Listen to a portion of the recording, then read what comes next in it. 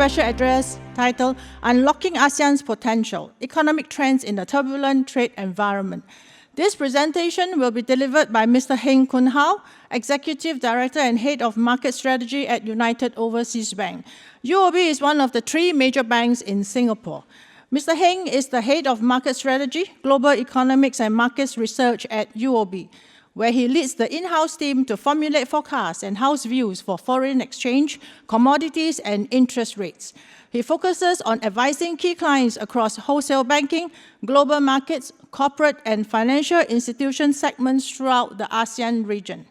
And as what I was told, Mr. Heng is the poster boy of UOB.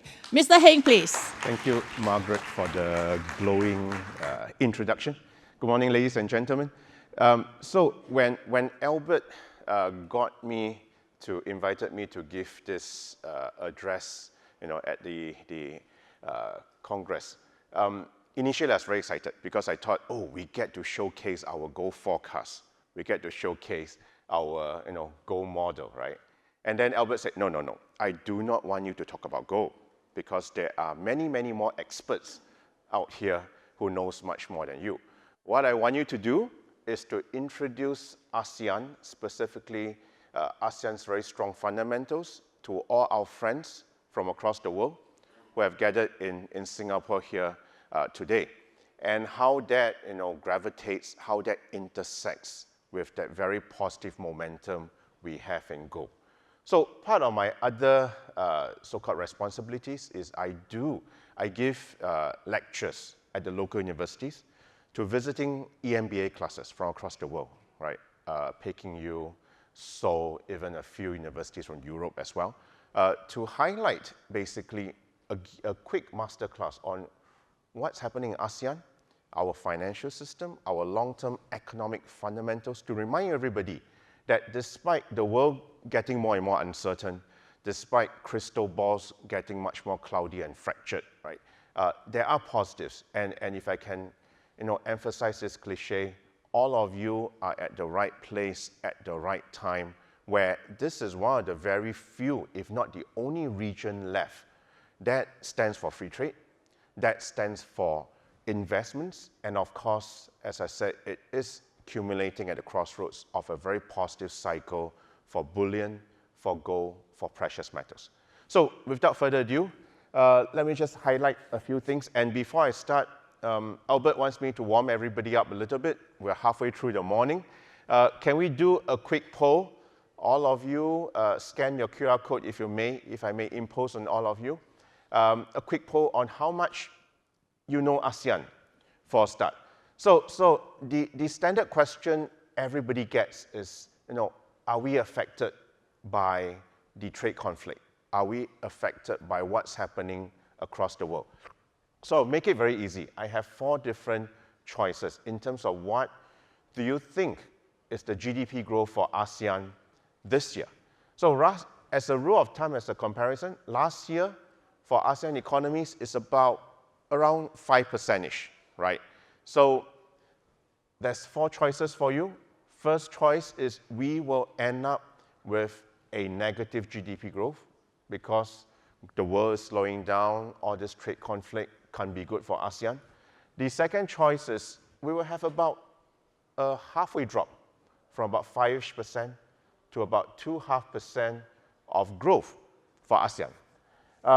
Then I'm making it a bit more difficult for all of you. Third, right, slight slowdown, but not very pronounced, 5 to 4%. And of course, the last one, if you're absolutely bullish about ASEAN, right, still we're maintaining the strong growth momentum of 5%. So ladies and gentlemen, if you can please punch in your expectations for where you think ASEAN is going, right? Okay, so is that the final result? We will have, okay, so about, what, 40-ish% says we're still around 4%, and another 40-ish% say we'll drop by half from 5 to 2.5. I guess I'm happy that everybody's reading my report. So if you can go to the next page, please. So we have basically this year, right, the forecast for growth around slightly under 4. If you look at that red bar in the middle, about 3.9%. And then going out, recovery towards the mid-4s, right? So the important thing to note is, yes, we have a slowdown in Europe, right? And of course, we have a lot of uncertainty in the United States, and Chinese economy is slowing down as well, from the 5-ish to the 4% handle. And ASEAN, yes, is slowing down, but not as much. It is still a very commendable, 4-ish% growth. And that's what I want to emphasize today. On top of the headlines, there are many, many fundamental reasons, long-term positive, what I call drivers, that basically says that our growth is ring-fenced and supported from all the uncertainty in the world. Now, first up, for all visitors to ASEAN, my first slide is always this logo for ASEAN. And I think, as with all organizations, if that logo is crafted correctly, it means a lot. So keep in mind, this was from the 60s when ASEAN was first set up, and the logo was crafted. And if you think about it, of course, we're in Asia. Red is the color for prosperity. So that's Asia. But more importantly, you have that bunch of yellow bars in the middle. So that bunch of yellow bars basically represent the 10 ASEAN countries, and the yellow bars represent a bunch of what you call rice or grains, right? And that's how ASEAN started. We are an agricultural economy, right? And together, the story, right? If you have one stalk of rice, it's easily broken, but together, 10 stalks of rice all bunched together is basically strength. Strength in unity, strength in collaboration, and basically strength in numbers. And that's what the logo tries to tell all of us. And I think fast forward to the current environment, this is even more important. This is what ASEAN represents. 10 member states, I think everybody is very familiar. We have what we call the ASEAN 5, Singapore, Malaysia, Indonesia, Vietnam, Philippines, and joined very quickly by Vietnam. I think we have some friends from the Mekong area as well. And then, of course, the rest, the ASEAN countries, economically, of course, of a smaller size, but the pace of growth much, much more quicker and significant. And if it all goes well, the latest 11th nation, East Timor, will join as well. So now, the thing about ASEAN is this. If you don't remember anything that I said in this few minutes, remember one thing. We stand for free trade. And I am proud to say that we still stand for free trade, and we back our actions by it.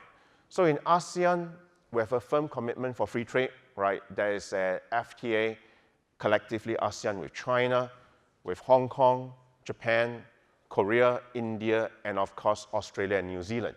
Now, what's not on this chart is that there are many other ASEAN countries within ASEAN that stands for free trade as well.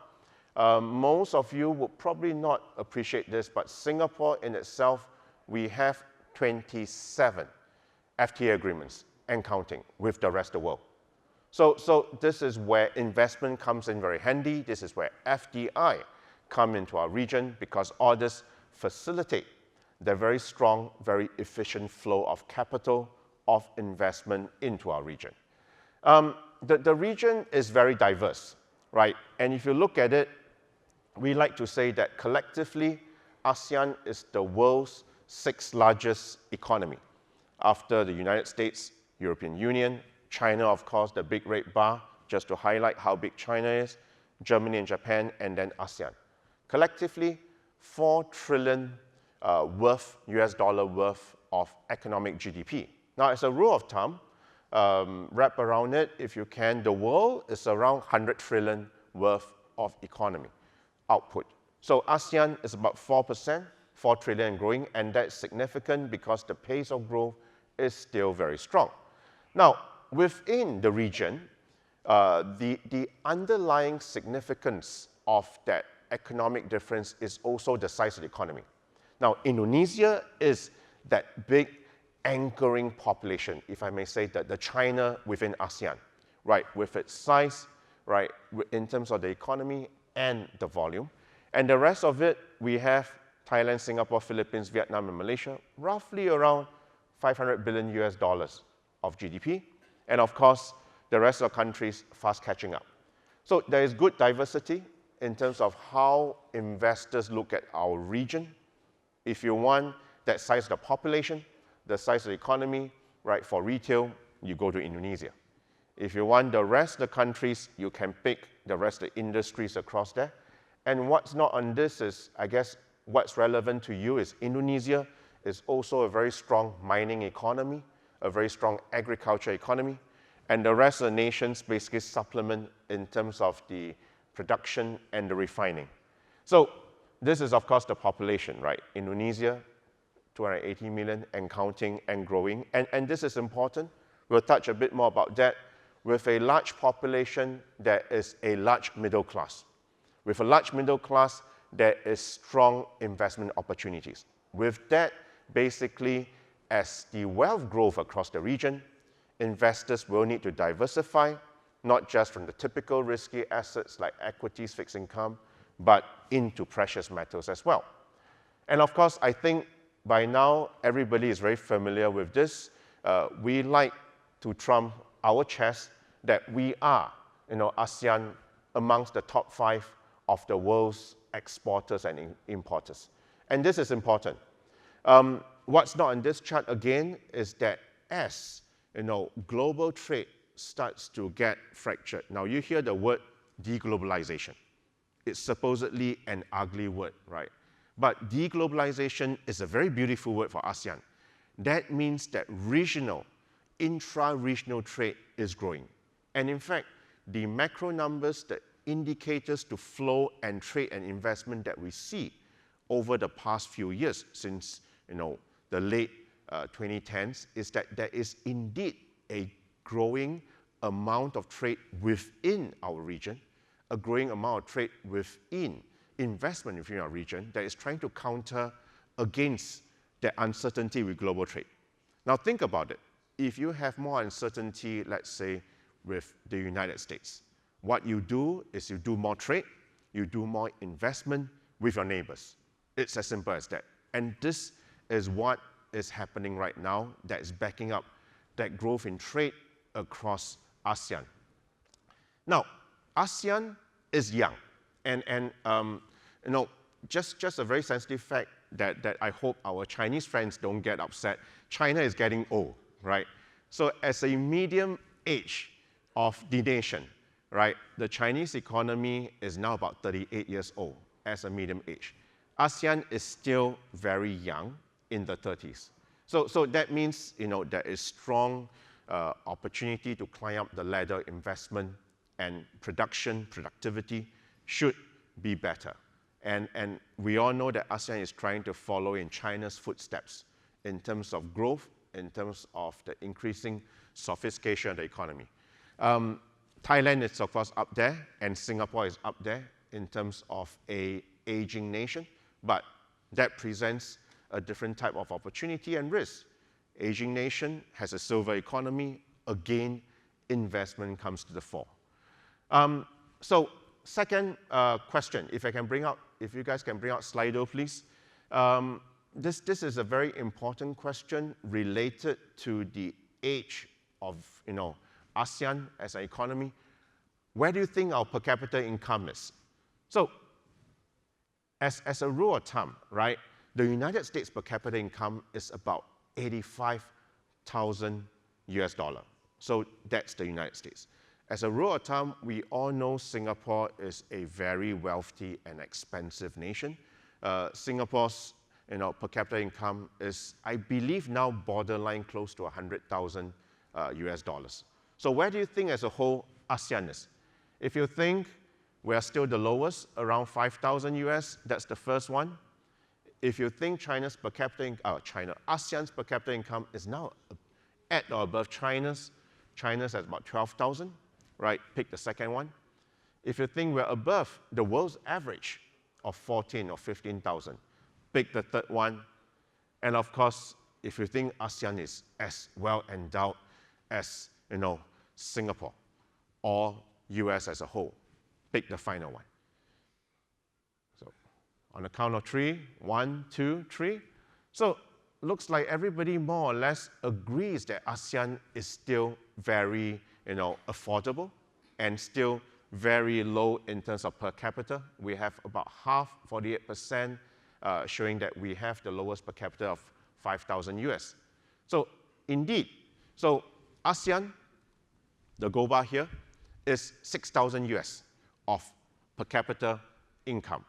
China, again, is 12, and of course, Singapore, all the way at the very left, the latest census around 2024, 23 is about 91,000. We're climbing towards 100,000. So the thing is this, this per capita income number is very sensitive for a lot of nations, for a lot of us, but as a rule of thumb, you want the number to be low, and this sounds a bit wrong. You want the number to be low because it shows that that region has potential to grow. And what's tied with per capita income and the age of that region is the very important concept of middle class. So China has, of course, built a very strong middle class. This is what Xi Jinping calls 小康社会. Now, Vietnam is trying to play catch-up. Vietnam has pledged to double its middle income by the mid-2030s. And the rest of the ASEAN nations are all trying to catch up. With a growing middle class, with a young manufacturing population, with a low per capita income, that means you can fast forward and feed that growth in per capita income in the next decade. So we have all the confidence that this number in gold will grow and play catch up to China. And as that per capita income grows for our region, the middle class gets more wealthy, and we start to invest more and more. That's where the diversification, that's where the needs to go into other asset classes like gold, precious metals, commodities and metals come in. So this has been the case for other nations that move up the ladder, and this will happen across ASEAN as well. So again, I think all of us need no convincing about the potential in ASEAN, where we see GDP growth going towards 6 trillion by 2030, trade flow growing further, FDI is growing, and population growing. Now, to add even more positive support to the region, now ASEAN is that light blue patch in the middle, ASEAN 10, right? There is the Regional Comprehensive Economic Partnership, RCEP. So think about it. RCEP is 15 nations, ASEAN at the beating heart and core of it, with China, South Korea, Japan at the very top, Australia, New Zealand at the bottom. And again, I want to emphasize the fact we are in the region, we're at the core of a region that represents free trade. So the world may be taking a step back, but ASEAN is anchoring the RCEP as the biggest trade bloc for the world, whereby we are trying our best to secure trade, secure investment within our region. And this is the best personification of that free trade motivation agenda. So if you add RCEP to ASEAN, remember what we talked about ASEAN, that strong growth potential, that's the gold bar. RCEP is the red bar. Adding that together, it is now very, very significant. In terms of GDP, RCEP is now about 1/3 of the world's GDP, right? As a rough rule of thumb, 30% of the world's GDP, about 1/3 of the world's trade, and 1/3 of the world's population. So this is now the gateway, if you think about it, ASEAN, the beating heart, the gateway to China, Japan, South Korea at the very top, and Australia and New Zealand at the very bottom. ASEAN 10 plus 5 becomes the very powerful, so-called regional trade mechanism. So that's for ASEAN. Albert, if you forgive me, I sneaked in a few charts on gold. Just give me 5 more minutes to highlight again what we see in terms of where gold is going. So before I go into that, one final poll just to see how bullish the room is. If you think gold will end the year about 3,000 because of all the uncertainties, pick the very first one. If you think we end the year around 3,003, which was last week, pick the second one. Now we are at borderline 3,440-ish, right? If you think we end the year around 3,005 per ounce, pick the third one. I see mostly everybody jumping straight to $4,000 per ounce. I feel like I'm in an auction house here. Anybody for 5,000? Please. Anybody? Do we have anybody going for 5,000 by the end of the year? It's still 0%, unfortunately, right? Who's the brave soul? 5,000, end of the year. This is where you get yourself, well acknowledged. There you go, David. Okay, 5,000 by the end of the year. So we'll compare notes later. But I think, yes, most of our consensus analysis, on the banking side are all gravitating towards variations of 4,000, right? 3,008, 4,002, all around there by the end of the year.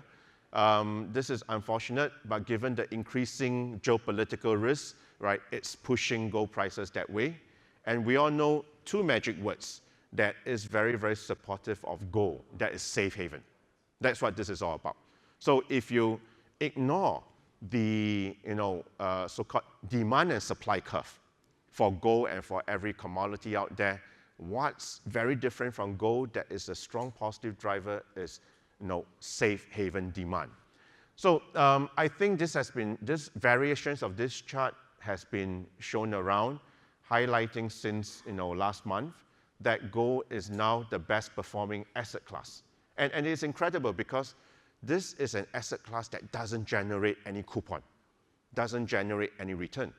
So when I want to invest in gold, I have to go against the grain of what I'm taught up in Investment 101, meaning I got to go against the grain of putting money into something that doesn't generate a coupon.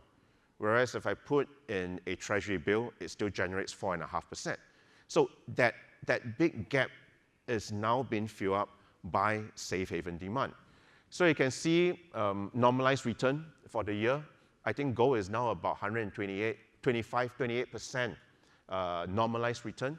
Then copper, LME copper, around 10% return for the year, slightly higher. And of course, S&P 500 just scraping through a little positive with a strong rebound after that big sell-off, earlier in the middle of the year. And basically, then we have crude oil catching up as well, at the very bottom. So gold has been consistently climbing. That's your red line. Now, the vertical line, that's Liberation Day, April the 2nd.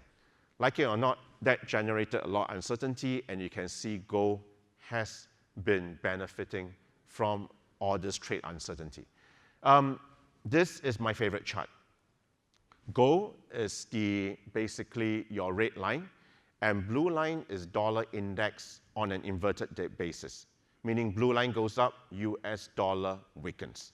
So this is a long-held thesis that once the dollar gets into a bear cycle, it is positive for gold, right? So there you go. And since January, both lines are literally the same line, right? As dollar softens, dollar retreats, dollar index dropped from all the way below 100 to 98, gold continues its rally. So if you're a firm believer of dollarization or dollar having a bit more difficulty in the next 2 or 3 years, that's gold for you. This in Asia is where we think is a strong positive for gold. And again, I think I'm just stating the very, very obvious here. So again, your blue line here is gold. Your red line is the amount of gold that the People's Bank of China, the Chinese, right, central bank, holds on its balance sheet. So somewhere around a decade ago, China holds very little gold, right? The percentage is pretty much 1%, negligible. Around COVID, that number has been raised to about 3% of the central bank's balance sheet. And right now, it's up there at 7%. You can see that big jump post-COVID, right? And that, coincided with that period of geopolitical uncertainty as well. Now, why is this chart important? Because this chart represents, roughly as a rule of thumb, the amount of gold as well that's been held by regional central banks across ASEAN and by extension across Asia. 5-ish, 6-ish%. European Central Bank, developed market central banks, the United States Federal Reserve, they hold much more gold, way in excess of 10 or even 15% in some cases. So that's that legacy of Bretton Woods. And if you think that uncertainty in the geopolitical space will continue, it is a very clear thing that as a regional Asian ASEAN Central Bank or China, you need to preserve that wealth, that purchasing power of your nation's balance sheet, which means you need to buy more and more gold to try to play catch up with the developed market central banks. So Asia, China as a whole, 5, 6, 7%. Developed markets up there 10, 15%, which means for the next few years, this is not just a case of price, not just a case of buying gold at a low price. It is a case of matching and basically reinforcing the balance sheet to make it on par with the rest of the developed market space. So, and I think we all know one of the strongest buying forces for gold is central bank buying, not just out of China, out of the emerging market space, out of Asia and ASEAN as well. So there you go. Then of course, there is, for the lack of a better word, what we call gold hoarding, right? Or metals hoarding. And this is happening across exchanges, not just for gold. We see exactly the same chart for silver. We see exactly the same chart for copper, COMEX copper as well. As with increasing trade uncertainty, right, by extension in the metal space, everybody wants to hold or own a bit more of the inventory. It makes your supply chain more secure. It makes your valuation more secure. And this, again, adds to the value of that gold momentum as well. Last chart, again, I want to emphasize, I'm stating the very obvious. I think there are many ETF players here, and everybody can see that after the strong pickup in safe haven demand, after that strong pickup in so-called regional central bank allocation, after that strong pickup, traditional pickup in basically gold jewelry across China, Indonesia, India, Vietnam, the next big move will be the pickup in investment demand for gold. And as a proxy, that's ETF, that's your red line. So we're starting to see that growing strongly in China, in South Korea, right? And we believe that that's going to happen across the investment landscape as well, as more and more investors look past that funding costs to gravitate towards gold as an investment asset. So on that very positive note, right, I thank David for forecasting 5,000. We look forward to going even more shinier from here on, but let's not distract from part of the important conversation, which is you are at the right place at the right time in Singapore and ASEAN. Thank you, ladies and gentlemen.